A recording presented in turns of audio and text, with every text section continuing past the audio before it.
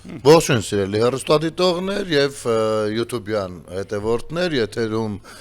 Սև եւ Սպիտակ ոդքասթն է, որը վարում ենք ես եւ Գագիկ Մկրտչյանը։ Ողջույն, ինչպես անցած շաբաթը, պարապ շաբաթը, մեր բարագայում այս հաղորդման ընթացքում, քանի որ շաբաթը մեկ է, ստացվում է, որ մենք ոչ թե աշխատանքային շաբաթից պիտի խոսենք, այլ պարապ համացանցի ես պարապոր համարյա Դե ես չեմ ունենում, չէ, Սև ու Սպիտակի հետ կապված։ Չէ, չգտա, բայց Սև ու Սպիտակի հետ շատ թեմա կա, ընդ որում մինչև թեմաներին անցնելը քեզ այսօր նեղություն չտվեց պետական պաշտոնյաների առաջի համաժողովի խցանումները։ Ինձ ես ուշացա մի քիչ, բայց ասեմ, նեղությունը եղել է ոչ թե այն հատվածում, որտեղ իրենց հանդիպումն են, այլ հետևանքները, ստեղ էս վերևը հերացում է։ Իմիջիալոց մեր քաղաքապետանին խնդրանք, էլի։ Մենք այստեղ աշխատում ենք ու մեր աչքի դիմաց շատ բան է կատարվում։ Խնդրում ենք քաղաքապետարանից մի հոգի կուղարկեք, մոտավորապես մեր պատկերացումներն ասենք, որովհետև գրեթե ամեն օր նույն պատմության մեջ ենք։ Այսինքն ես հարավարևմտյան թաղամասից մինչև այս կամուրջի մոտ գալիս եմ նույն ժամանակահատվածում, ինչ այդտեղից այստեղ 200 մետրը, նու 300, լավ, բան չանենք։ Խնդրում ենք, եթե կարելի է, մենք իմանանք ինչ կարելի անել, ինչ նախ խանգարում։ Իհարկե, տեսանելի որոշ բաներ կան։ Եվ ես մի խնդրանք էլ ունեմ մեր հեռուստադիտողներին, ինձ թվում է իրանք կընթառաջեն մեր այդ խնդրանքին։ Ժորժ ջան, շատ եմ խնդրում, հենց հասնում եք այս հատվածը, որտեղ Free News-ն է, այդ ազդանշանները մեքենաների մի տվեք։ Շատ հաճախ եթեր եմ մտնում, ես արդեն դե չես կարա ստոպ տաս հաղորդումը։ Ճիշտ է, մեր դիրքը այնպեսի դիրքա, որ բան է, ուզեն չուզեն ազդանը աշխատում։ Դե իրանց չեմ ասում։ Հերացին կողքն է։ Կողքնել բանն է, հրշեջ ծառայության բանն է, հենակետն է։ Ես էլ ժիվյոմ։ Շատ ուրախ ենք ապրում։ Դե ուրախ ապրելի տրամաբանությամբ, ասենք ինչով մտնում ենք քննարկում ենք ինչով սկսենք այսօրվա հաղորդումը, մի տեսակ ավանդույթ է դառնում ռոբոտը։ Մենք աչքիս առաջին մեր հյուրը ռոբոտ է։ Ռոբոտ է։ Ասեմ ինչի մասին։ Այդ որը ռուսական ռոբոտ։ Անպայման, որ չինական է, Չէ, չինական ինչ կանգնելու է նորմալ բաներ անի, մեզ այդ նորմալ բաներ հենա անում ենք, էլի։ Մենք ենք շարժումներ անում։ Ուրեմն ինչ է ստացվում, նախ շնորհակալություն մեկնաբանությունների եւ արձագանքների համար։ Ընդ որում շատ դրական։ Այո, մեզ շատ հաճելի է, որ ստացվում է փաստորեն։ Իհարկե խմորումների արդյունքում դեռևս ավելի ու ավելի զարգանալու տեղ ունենք բոլորս եւ առաջերտին ձեր միջոցով, ձեր տարածումների միջոցով, լայքերի միջոցով, այո։ Եվ այս ռոբոտի թեման, քանի որ անցյալ շաբաթ շոշափել ենք, տեսանք ինչ պատմություն դարձավ, տիպիկ ռուսական ռոբոտը, ասեմ, որ այս երկրորդը որ բերել Պուտինին ցուցադրում են, ինձ թվում է պատենտ էր, ամեն դեպքում չինացիներն են բերել, ես վստահ եմ, քանի որ միջոցառման կազմակերպիչը Սբերբանկն էր ռուսական, ընդ որում ջոկում ես, չէ՞, Սբերբանկ ու ռոբոտ, փողը տվել են Գերման գրեֆը արել, սենց գրեֆ արել։ Ու ես մեկը բայց իրան նորմալ պայես, ուղղակի ես մի տեսակ շատ տարօրինակ շփում էր։ Ինքը փողոցի ռոբոտ է, էլի։ Եթե ռեժիսորը հիմա ցուցադրի, մենք մոտավորապես կարանք, հա, տեսնում ես, չէ՞, ասենք ինչ հետաքրքիր է։ Այս մեկը բան է, որ բիսետկի ռոբոտ է, էլի։ Սվոյա։ Կա նաև Նաև ոնց ասենց այդ ջանը ասում, ես լավա ցենկի չի գալիս։ Ինձ թվում է իր ծրագրի մեջ էդի կա։ Ստեղ մի հատ կարևոր բան է ասում, ասում է, այս ասում հենց։ Ասում разрешите уйти։ Հա։ Ու այս մանևրներով ու այդ թույլտվության ստացումով դարձյալ կարող ենք ասել, որ մաքուր ռուսական ռոբոտ ամեն։ Ընդ որում այս անգամ Չինաստանում հավաքած, բայց պատվերը ասել են, էլի, բարձր մակարդակով է իջնում պատվերը։ Ինչ նորմեր են ուզում։ Հա, եւ այս անգամ ինձ թվում է մի 500-600 միլիոն տված կլներ այս ռոբոտին արդեն, որովհետեւ նա ինչ տղա է։ Հա, շատ կարճ։ Հա։ Դե ասպասերա X լինի զույգ ենք։ Ընդ որում ես քեզ ասեմ, գնաց։ Տես ինչ լավ է քայլում։ Այս մոմենտը, տես ինչ լավ է քայլում։ Բայց այստեղ գիտես ինչ է բան։ Ամեն դեպքում ինքը բան է, իսկապես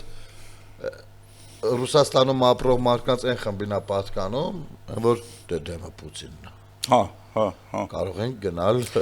yani ռոբոտը մտածել է, որ եթե այդքան բալը չասի, մի երկու հատ բոլտ կարող է որից փակասի։ Հենց այդ բոլտի տրամաբանությամբ գրեֆը Պուտինին խնդրում է, ասում է մի քիչ հեռու կանգնի։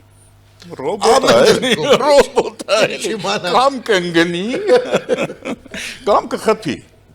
Բայց դες հիմա խոսեցինք ռոբոտից, ուզենք տեղափոխվում ենք AI, չէ՞։ Արհեստական բանականություն եւ այլն։ Nvidia որը որ կես միլիարդանոց ներդրում, ոչ թե այստեղ խոսքը միայն կես միլիարդանոց այդ մեծ գումարի ներդրումն է, այլ այն հետևանքները, այն ինչ որ իր հետ կարա բերի։ Այո, ոչ միայն անվտանգային տեսանկյունից ընդ որում, այլ Հայաստանը ոնց որ հայտ է ներկայացրել դառնալու տարածաշրջանում նոր աշխարհակարգի կրողը, այսինքն նոր աշխարհակարգը բոլորս ենք հասկանում արհեստական բանականությունով Լեհաստանում թե որտեղ էր արդեն արհեստական բանականությունը հղիացել էր 86-ած օգնականներ ունեցել իմացել ես այդ պատմությունը արհեստական իրենց բանը AI նախարար ունեն մի հատ ինքը արհեստական նախարարի պաշտոն է հղիացել է 86-ած օգնական է ունեցել Շատ լավ։ Այսինքն, տեսեք, ինչ որ մի պահից մարդիկ սկսել են հանիբալիզմը վերացնել, չէ՞, մարդ չուտել։ Ինչ որ պահից սկսել են գրել, գրավոր շփվել հեռահար, թեկուզ աղունիկների միջոցով։ Հետո փոստն ազարգացել։ Հետո առաջին համաշխարհային պատերազմին ինչքան գիտական չէ բանը ավելի վառելիքային եւ այլն երկրորդ համերաշխից հետո տեխնիկական առաջընթացն հիմա արդեն եկել է սրան սա լավ է թե վատ է ինքը ընդհանուր առմամբ բարոյական է մարդկային է անմարդկային է չգիտեմ բայց ինքը նոր աշխարհակարգի թելադրող թեման է տեմպն է եւ Հայաստանը դառնում է այդտեղ առաջատար ընդ որում այդտեղ շատ հետաքրքիր մի հանգամանք էլ կա ես ինչքան խորանում եմ այնքան նոր բաներ է պարզում, այն որ ասում էր Փաշինյանը, որ այդտեղով պետք է անցնի երկաթգիծ, ավտոճանապարհ, մալուխներ, գազամուղ, հիմա մալուխների թեման էլ է բացվում։ Ընդ որում ես հիմա ուզում եմ մեջբերեմ ադրբեջանական ԶԼՄ-ներում տված այդ բանը ինֆորմացիան մենք սկսում ենք ադրբեջանական ինֆորմացիաներ մեջբերել այո որովհետև այս պարագայում ադրբեջանը պետք է որ ուրիշ ձև ներկայացներ ռետորաբանությունն է փոխվել ու ստացվում է որ ինտերնետային մալուխը պետք է սև ծովի տակով գա թրիփով անցնի Tripov. Հայաստանը ունենալու է ոչ թե մալուխ, որը ինչ-որ կասկածելի տեղերով գալիս է ու մտքին անցնի կացնով կարախփի, միամիտ։ Այլ ունեն մալուխ ապահոված, որը գալիս է սև ծովի տակով Հայաստանով անցնում։ Ոչ միայն ապահոված, այլ եմ ասում, այս դառնում է առաջատարը ու օրցվի մեկը այդ մալուխից 100 մետր մոտիկ քայլի։ Հիմա Nvidia-ին ավելի շուտ Nvidia-ն հայտարարեց։ Բայց կներես Nvidia-ի մասով մի հատ էլ տեղեկություն, դες որը որ կարևոր է ու շատ չի նշվում։ Ասում եմ որ այդ աշխատանքները, այդ AI գործառույթը 20%-ը սպառելու է, բանը Հայաստանը, մաքուր 20%-ը պատկանում է Իրան, որ ձեր գործը չի, ես ինչ կանեմ նա։ Իսկ 80%-ը վաճառելու է տարածաշրջանում գործող ամերիկյան ընկերություններին։ Իհարկե։ Ոչ թե 80%-ը տարածաշրջանում գործող ընկերություններին, այլ հենց ամերիկյան ընկերություններին։ Սա մի հատ լրիվ ուրիշ տեղ է տանում, եւ ես կարծում եմ անկախ նրանից թե Ուկրաինայում չնայած հեսա կանդրադառնանք դրան նույնպես ինչ կկատարվի, միևնույնն է, այստեղ կարծես ամերիկյան խարիսխը գծված է ու լավ է գծված իմիջայլոց դու բաներ երևի Apple-ի ու ես եմ ասում Apple-ը մինչև այդ ընդհանրապես հետաքրքրություն չունենալով Հայաստանում նույնը նաև Google-ը էլի հետաքրքրություն չունենալով Հայաստանում հիմա հանձնախմբեր են ուղարկելու Հայաստան գալու են ուսումնասիրելու են, ընդեր մի քիչ լղոզված է տված թե ինչի համար են գալու, Բայց հաստատ նավթ չեն որոնելու։ Հա, ամեն ինչ չի որ բաց այդ պետք է ասվի, ամեն ինչ չի որ սենց սևով սպիտակի վրա, սև ու սպիտակի տրամաբանությամբ, էլի, բայց չէ որ երբ որ հայտարարվեց Nvidia-ի կողմից, որ Firebird-ին տրվել է բացառիկ հնարավորություն արտահանելու այդ չիպերը, որը տալիս է միայն սպիտակ տունը, դա արդեն ցուցիչ է։ Դա ամերիկյան բարձրագույն վստահության ապացույցն է, ընդ որում այս պարագայում փորձի մեկը հանգարց դրան խանգարի։ Միջազգային անվտանգության լուրջ մոտ լծակ է, էլի գալիս է։ Վարչապետը գալիս է, ավելի շուտ վարչապետը չէ։ Ղազախստանի նախագահն Ամերիկայից գալիս է, ասում է մի կարճ ժամանակահատված է ու վարչապետը պաշտոնական այցով Ղազախստանում է։ Էնել ինչ ընդունելություն։ Էնել ինչ ընդունելություն։ Բարձրագույն մեդալը Ղազախստանի։ Բայց հələ դա էլ մի կողմ։ Այն ինչ որ ստորագրվում է, այդ ամեն ինչը էլի տեղավորվում է այս մեր նշածի տրամաբանության մեջ։ Ամերիկան լայն խաղ է սկսել Հայաստանի միջոցով։ Ընդ որում Թրամփը ասեց բառացրել, մենք դրա մասին անցած հաղորդմանը խոսացինք։ Թրամփը երբ որ հավաքել էր այդ տղերքին, կենտրոնական ասիական պետությունների ղեկավարներին, ասեց տղերք, այն թրիպը որ կա,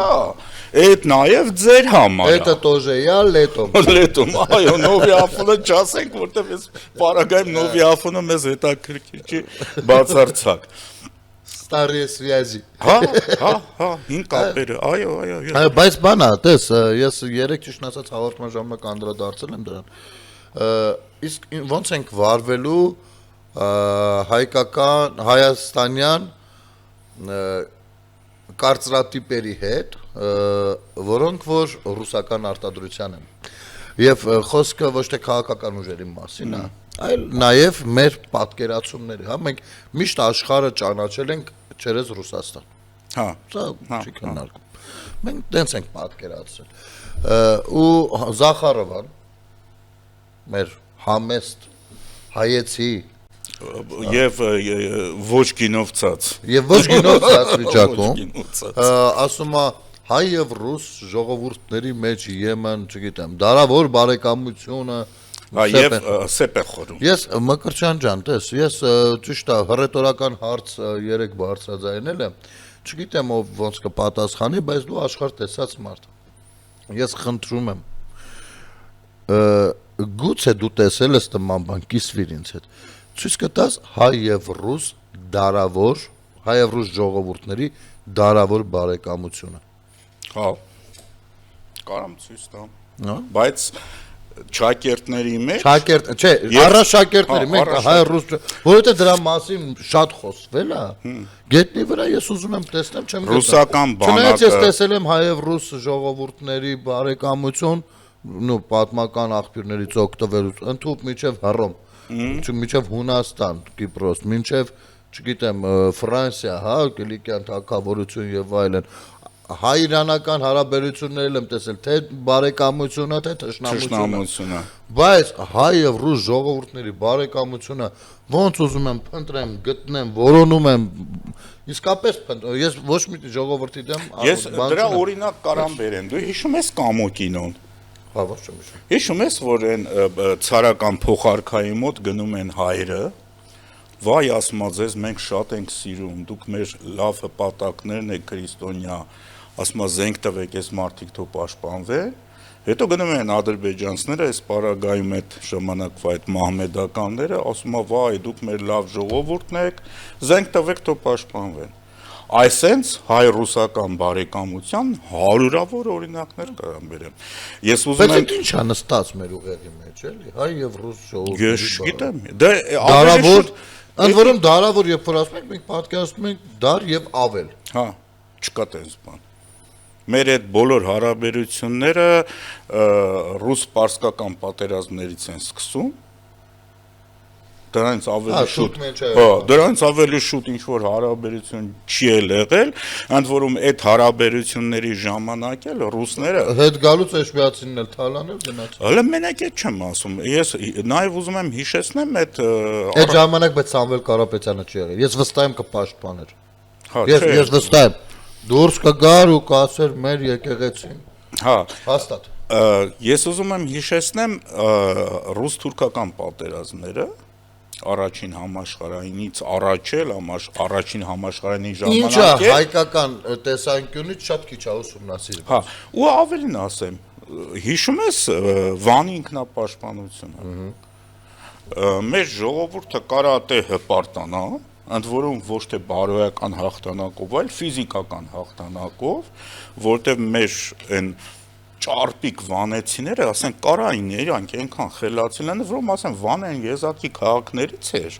այդ ժամանակ, որ գիշերային լուսավորություն ուներ, վանեցիներն էին արել, ընդ որում գազի լամպեր էին, գազ էր վառվում մեջը, այդ ձևով էր լուսավորվում, այդ խողովակներով գազը բարձրանում էր, վերևում վառվում էր ու լուսավորում էր, այսինքն մեր վանեցի աղբերները գազաֆիկացրել են քաղաքը,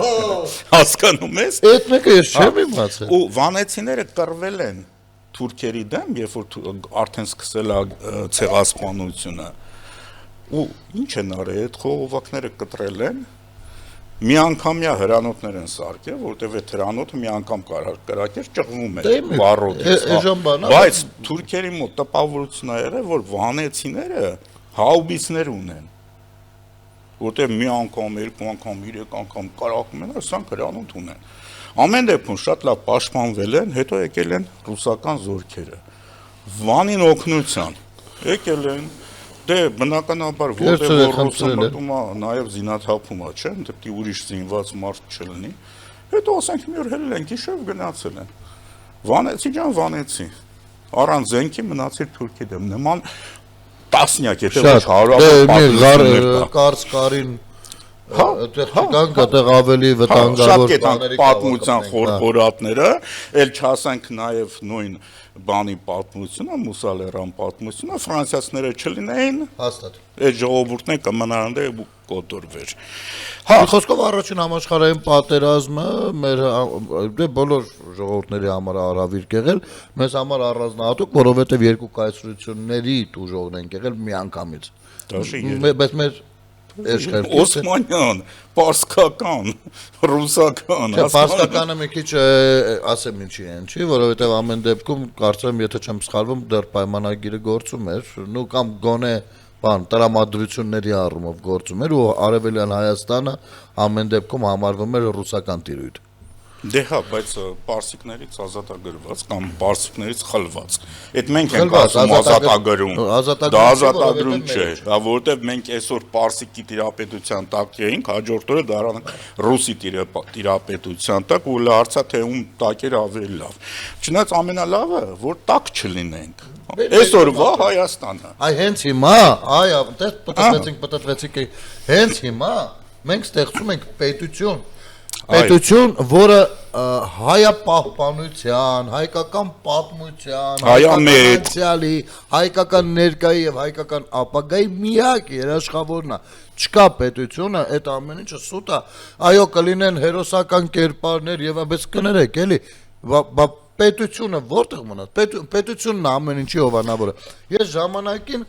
որ տարբեր համայնքներում եղել եմ, հայապահպանման ծրագրեր էի անում։ Մենք 2 րոպեից դադար պետք է վերցնենք։ Հա, լավ, սրանով միտքը փակենք, շարունակենք դադարից հետո։ Տարբեր ծրագրեր էի անում, չգիտեմ, հայկական գրադարան էի ստեղծել Հոլանդիայում, Ռուսաստանում հայկական թատրոն էի ստեղծել։ Սա տրված, ինչ որ տարված ու տրված այդ ամեն ինչին,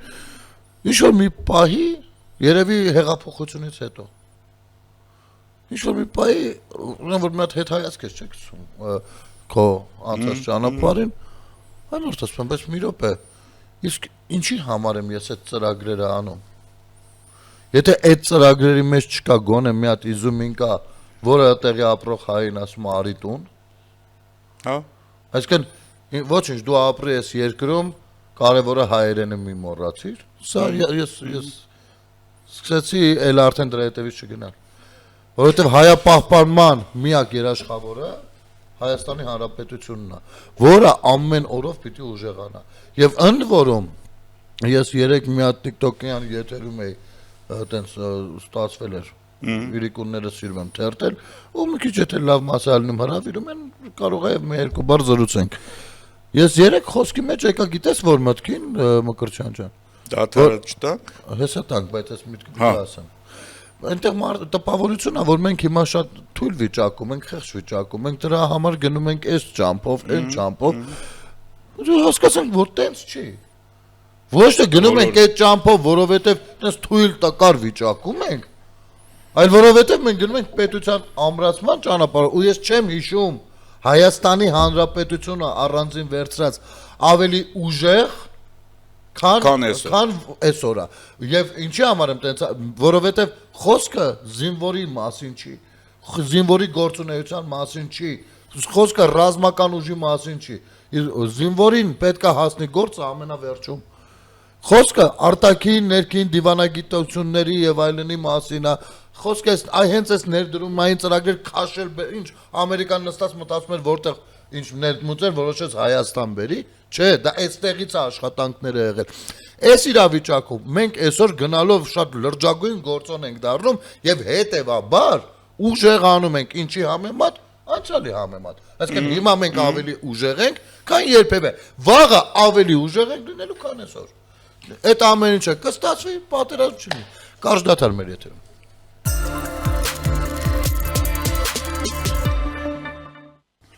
Վերադառնանք սիրելի հեռուստադիտողներ, ես խոսում եի, որ այսօր ավելի ուժեղ ենք, քան երբևէ, որպես պետական միավոր։ Եթե կան սրան այս թեզը քանդող ընդ որում ասեմ, նաև Հայաստանի նախագահն էլ Վրաստանում էր։ Էլի ես ուզում եմ կարևորել, թե վրացիները ինչ ընդունելություն ցույց տվեցին։ Ընդ որում միջև ընդունելություն ցույց տալը իրանք մի քանի արդեն լրջագույն հայտարարություններ արել էին Հայաստանի ու Ադրբեջանի, ավելի շատ Հայաստանի շեշտելով։ Կարևոր գործ։ Այսօր վրացիները նաև շատ լուրջ մտածելու բաներ էլ ունեն։ Ընդ որում Հայաստանի հաջողությունները նաև օգուտ է բերելու Վրաստանին։ Ոչ ուղղակի Ենք օգուտնա բերելու Վրաստանին, որի վերջո որքան էլ որ Վրաստանի իշխանությունը ռուսամետ լինի, ինչ էլ որ լինի, մենակ վրացին տեսնի, թե հայը այսօր ինչ անում կամ Հայաստանում այսօր ինչա տեղում ունենում, այն լավ իմաստով նախանձից հեղափոխություն կանի։ Ու դրանով կպերկի իր երկիրը, էլի։ Դե հեղափոխություն անելը մի բան է, պահելը մի բան։ Հա։ Այ Էլի կանք Հայաստան։ Կանք Հայաստան։ Այս 26-ին ընտրությունները։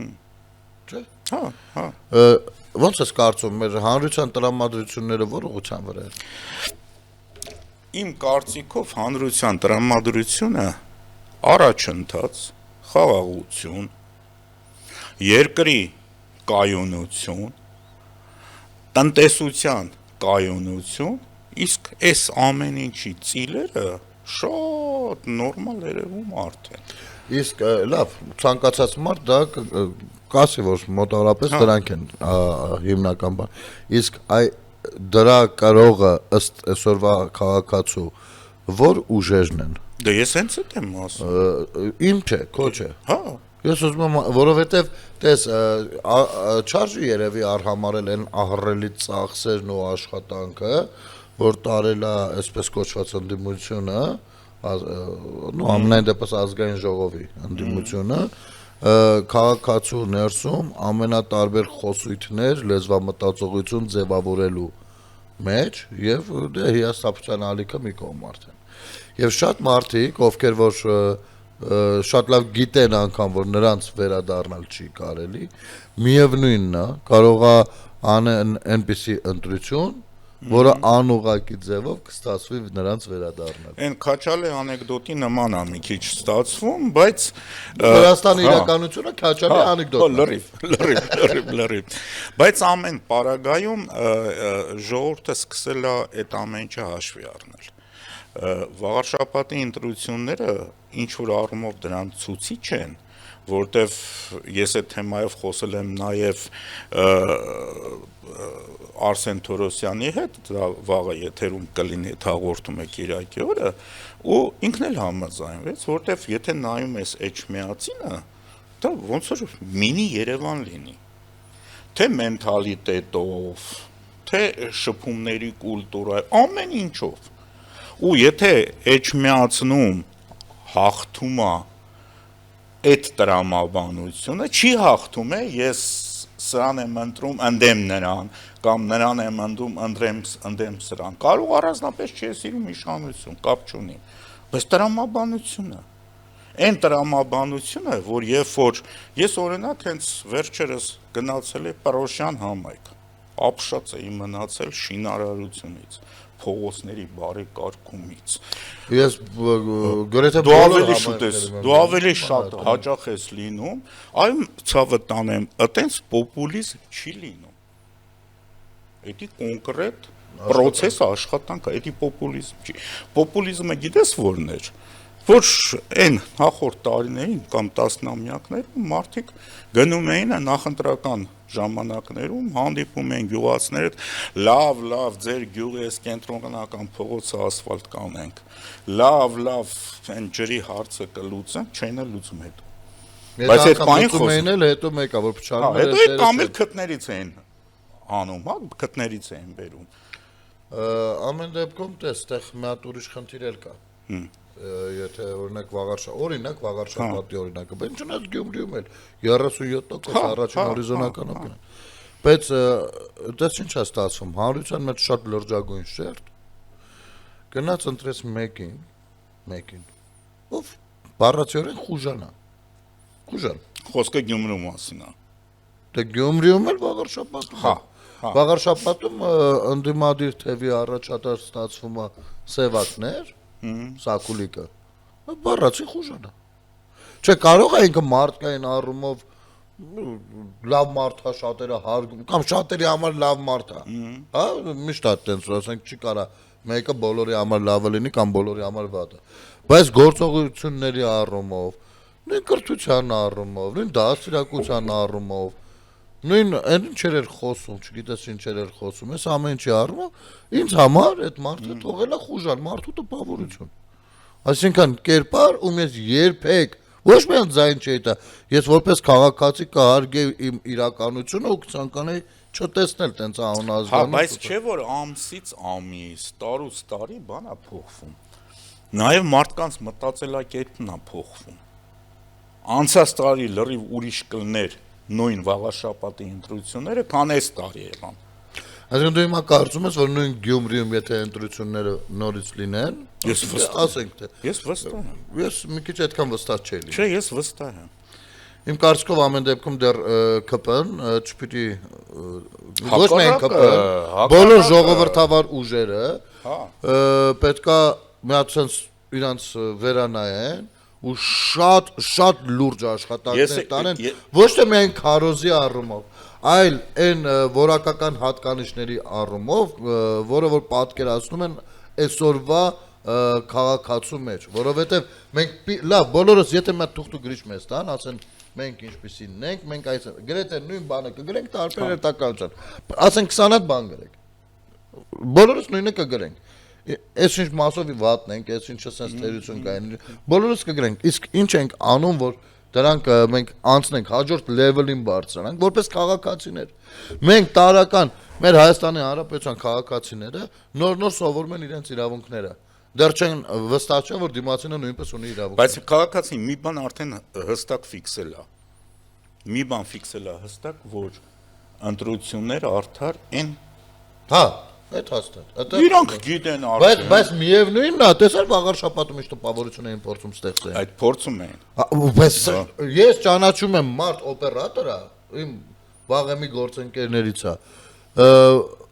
Ես վստահ եմ պարզապես, ինքը լավ մարդ է, ես վստահ եմ, որ ինքը անշահախնդիր է, հավատում նրան ինչին որ հավատում է, բայց ինքը հավատում է նրան, որ այո, այնտեղ կեղծարարություններ են, ինքը առհասարակ ընդդիմադիրներին սատարողն է, չեմ ասի հակա-ԿՊ-ական, որովհետև նաև էդի, բայց նաև վստահում է նրանց, էլի, հասկանում ես։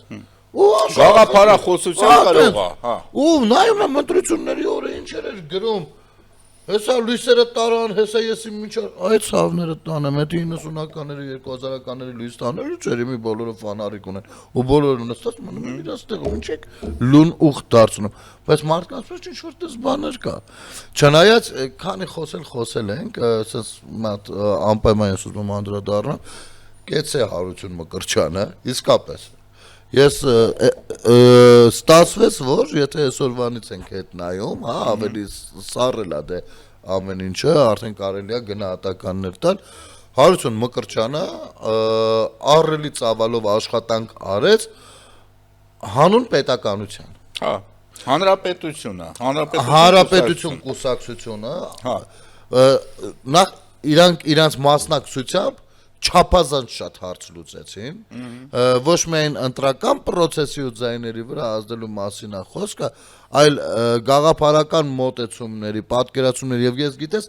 նստած սպասում էի 4%-ը մի պահ եղա որ 4-ին անգամ որ անցնեն այնպես լինի որ ԿՊ 50+-ը պահպանի ինքը լինի իշխանություն, սրանք ընդդիմություն կոալիցիա կլինեն, թե չէ, ես վստահ եմ հարութը չէր լինի նրանց հետ կոալիցիա, բայց 50+-ի պարագայում ԿՊ-ի հետ էլ կարա կոալիցիա չլինի, դրա անհրաժեշտությունը չկա։ Ու իրենք կարեն մնային իրենց ուրույն տեղում, Հարությանը, սաղ Հայաստանի Հանրապետությանը ցույց տային, թե իրանք ինչ իդեալական ընդդիմություն կարող են լինել ԿՊ-ին։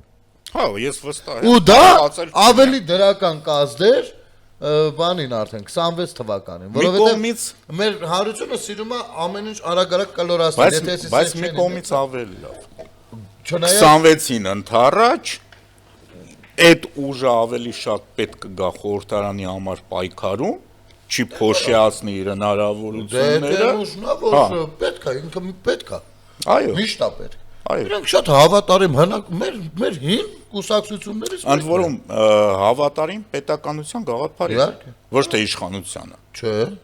պետական ու չէ խորշում ասել, այո, այստեղ իշխանությունը լավ է ասում, ճիշտ է ասում եւ սատարում ենք այս թեզը։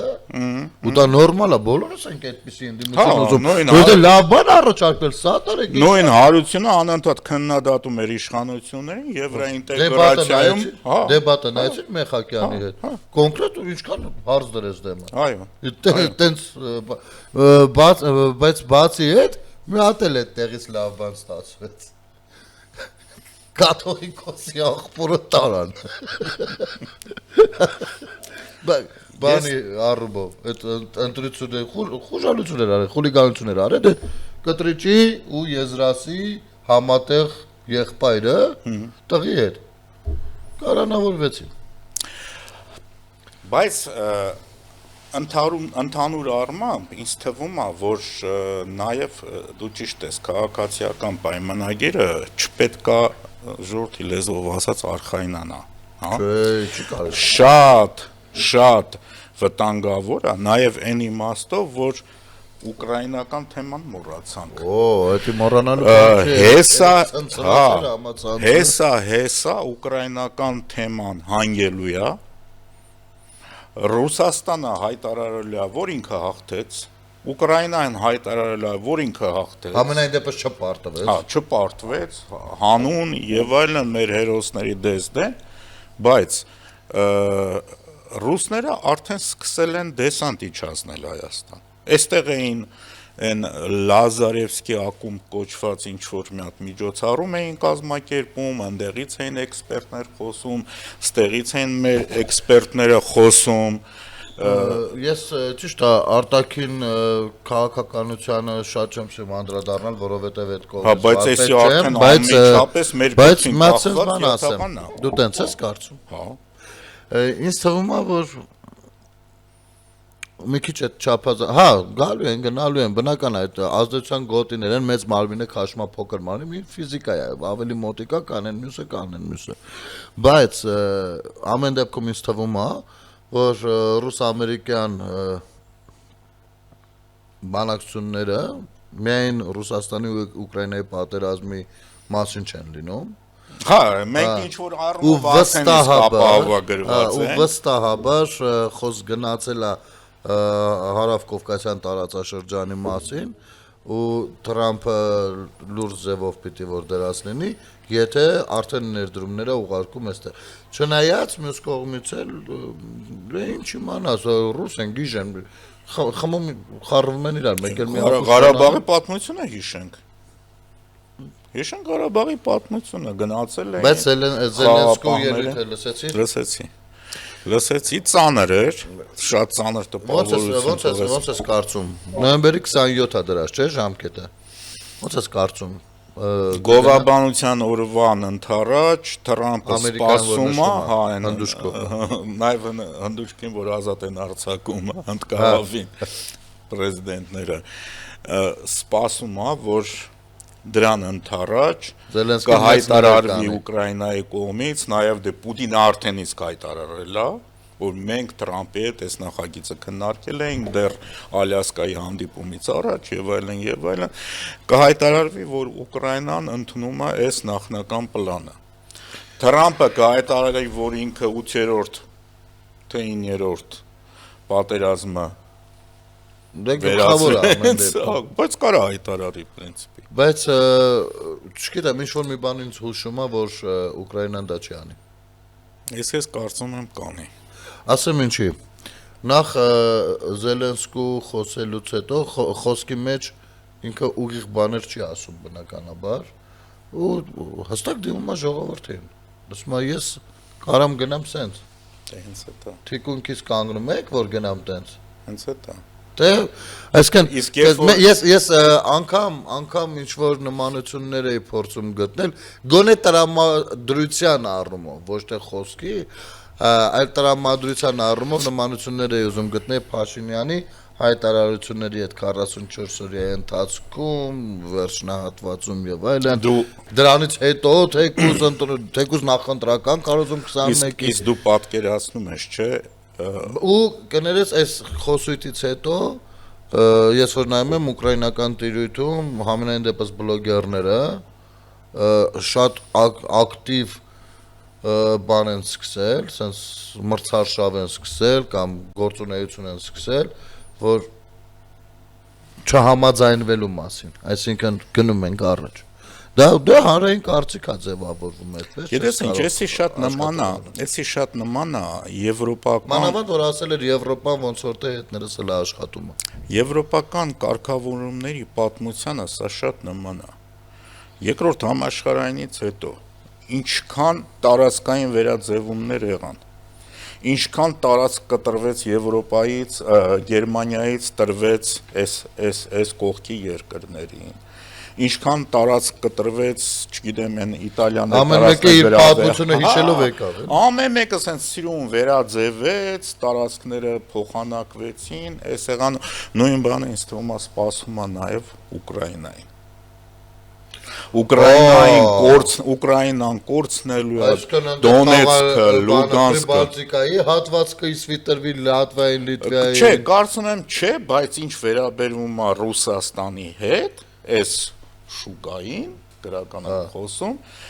այդ 3 տարածքները ամրագրվելու է ինձ թվում է որպես Ռուսաստանի տարածքներ։